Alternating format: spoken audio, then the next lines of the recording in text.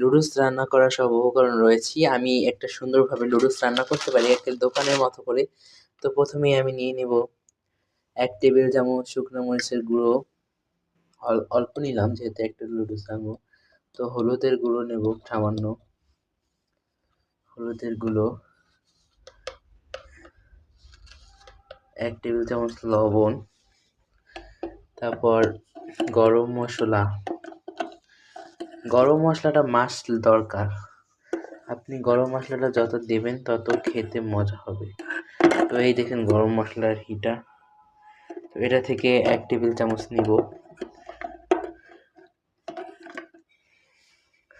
তারপর নিব আমরা গোলমরিচের গুঁড়ো,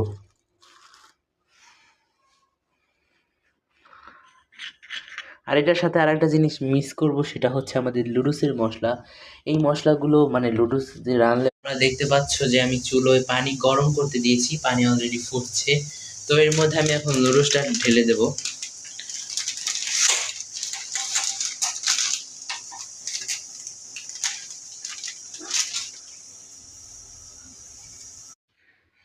ওই যে গাইস দেখেন আমার ভাইয়া কিন্তু টমেটো কাটতেছে।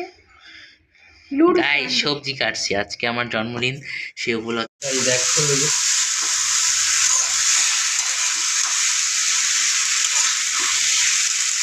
আম্মু যদি দেখে লুডুস রান্না করতেছি শেষ করে প্রথমে টমেটোগুলো দিয়ে দিয়েছি।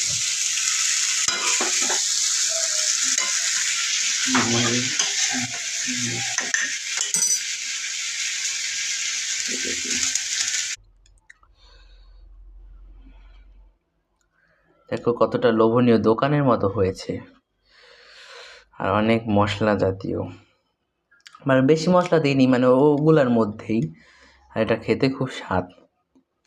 এভাবে রানলেই লুডুসের আসল স্বাদটা বোঝা যায়।